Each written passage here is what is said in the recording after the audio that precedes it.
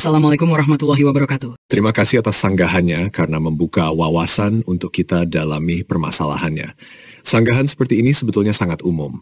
Saya bertanya dulu sebelum menjawab, memangnya dalil apa yang membenarkan kita mengganggu kekhusyukan orang salat atau berdoa? Justru Allah berfirman, berdoalah kepada Tuhanmu dengan rendah hati dan suara yang lembut. Quran Surah Al-A'raf ayat 55.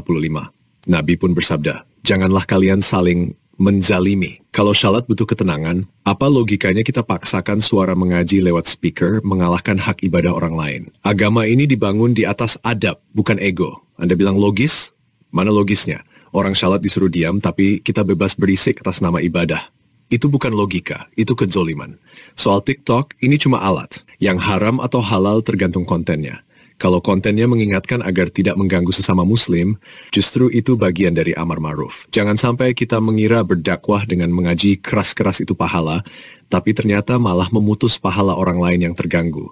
Kalahkan ego, jaga hak saudaramu. Nabi saja melarang keras orang yang salat mengganggu orang lain, hadits Bukhari. Apakah kita lebih alim dari beliau? 1.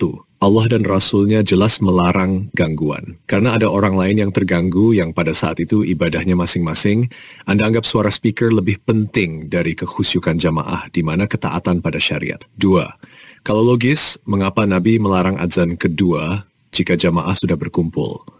Hadits riwayat Muslim 734. Artinya menjaga ketenangan ibadah itu prinsip, bukan sekadar selera. 3. Anda protes soal TikTok tapi diam ketika hak orang lain diinjak. Agama bukan hanya soal benar, tapi juga tidak merusak. Jika mengaji sambil mengganggu, itu seperti membangun masjid di atas kuburan. Siar ada, tapi batil. 4. Mau pahala mengaji atau dosa karena menggagalkan khusyuk saudara sendiri. Allah tak butuh suara speaker kita yang lantang. Yang Dia mau, ihsan dan menghargai sesama hambanya. Jangan jadikan ibadah sebagai tameng untuk merusak ibadah orang lain. Adab itu di atas ilmu. Kalau tak bisa menghormati manusia, bagaimana mungkin mengklaim mencintai Allah? Isi hadis riwayat Muslim nomor 734 dari Malik bin Al-Huwairits, Nabi Shallallahu Alaihi Wasallam bersabda, jika waktu salat tiba, hendaklah salah seorang kalian mengumandangkan azan, dan yang paling tua di antara kalian menjadi imam.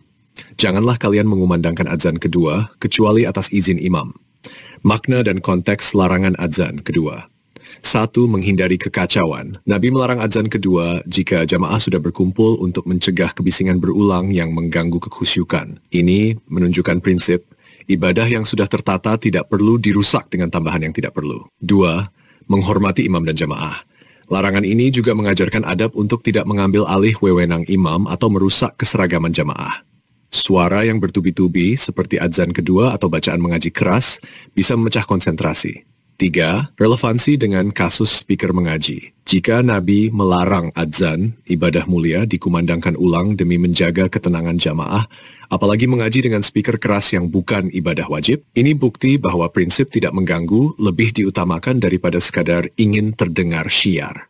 Kalau Nabi saja melarang azan, yang hukumnya sunnah, dikumandangkan ulang demi menghormati jamaah, apalagi mengaji pakai speaker yang justru mengganggu hak ibadah orang lain, masih mau ngotot dengan dalih logika semau gue?